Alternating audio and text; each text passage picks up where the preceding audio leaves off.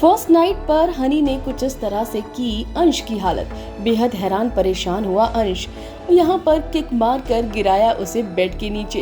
Hello friends, आपने login किया है फिल्मी बीट और सिर्फ तुम्हें तो अब आपको बहुत ही ज़्यादा ड्रामा देखने को मिलने वाला है, जो कि आपने बहुत वक्त से मिस कर रखा है। बार बार वही सारी चीज़ें होती नजर आई थी, लेकिन अब जो है कहानी काफ़ी ज़्यादा इंटरेस्टिंग होने वाली है सिर्फ तुम की। और आप सब देख ही रहे हैं कि किस तरीके से सुहानी और रणवीर मिल चुके हैं। तो वहीं पर अंश ने एक पागल लड़की से शादी कर ली है। अब अंश ने इस पागल लड़की से शादी क्यों की है, ये तो देखने वाली बात होगी। उसका जो दिमाग है वो थोड़ा कम है।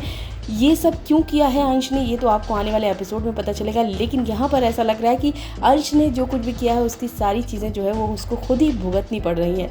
तभी तो देख लीजिए ना, यहाँ पर फर्स्ट नाइट पर जो है वो एक बार फिर से काफ़ी ज़्यादा हड़कंप मचाती नज़र आती है हनी।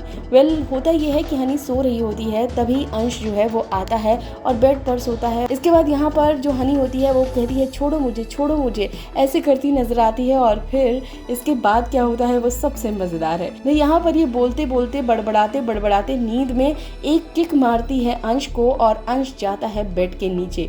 और ये देखकर अंश बहुत ही ज्यादा परेशान हो जाता है और कहता है कि तुम पागल हो गई हो क्या, ये सब क्या कर रही हो तुम। जिसके बाद अचानक से हनी उठ जाती है और हनी को जैसे लगता है कि दौरा पड़ा होता है, उसको नींद में बड़बड़ाने की आदत है जैसे लगता है, और बाद में गब्बर की भी बात करती है। यहाँ पर अचानक से जब होश आता है, यानी कि जब नींद से बाहर आती है हनी, तो कहती है क्या हुआ, तुम ज़मीन पर क्यों सो रहे थे। वो कहती है कि गंदा लड़का। जिसके बाद अंश कहता है कि मुझे गंदा लड़का बोल रही हो, खुद तुमने मुझे किक किया और मुझे नीचे गिरा दिया और खुद मुझे ही गंदा लड़का बोल रही हो। जिसके बाद हनी कहती है वो क्या है ना कि बचपन में मुझे कहानी सुनाई जाती थी गब्बर वाली, सो जा नहीं तो गब्बर आ जाएगा। तो बस यहाँ पर मुझे ऐसा लगा कि गब्बर आ गया, तो बस यहाँ पर अंश जो है वो कहता है कि हाँ तुमने मुझे गब्बर समझ लिया था और तुम मुझे किक मारने लगी। जिसके बाद हनी कहती है कि कोई बात नहीं, सॉरी। और फिर वो कहती है कि अच्छा आ जाओ ऊपर सो जाओ। जिसके बाद यहाँ पर अंश कहता है कि देखो फिर से तुम मुझे गब्बर मत समझना और प्लीज़ मुझे किक मत मारना। अब यहाँ पर हनी जो है वो उसे बेड पर सोने के लिए बोल देती है।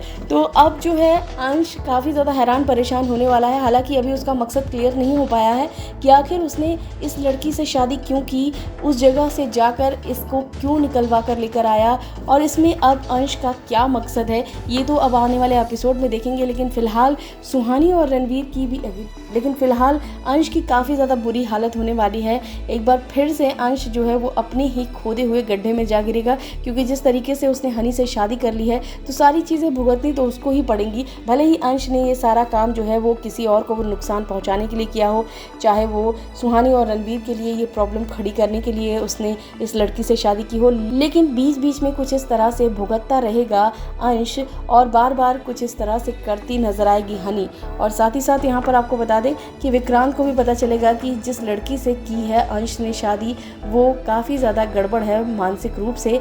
जिसके बाद अब अंश जो है वो काफ़ी खरी खोटी सुनने वाला है विक्रांत से, क्योंकि विक्रांत जो है वो इस चीज़ को हजम नहीं कर पाएगा कि कोई उसके नाम पर सवाल खड़े करे, यानी कि कोई ये सब बोलकर उसकी इज्जत जो है वो मिट्टी में मिलाए। अब देखना दिलचस्प होगा कि अंश की क्या हालत होती है। फिलहाल इस वीडियो में बस इतना ही।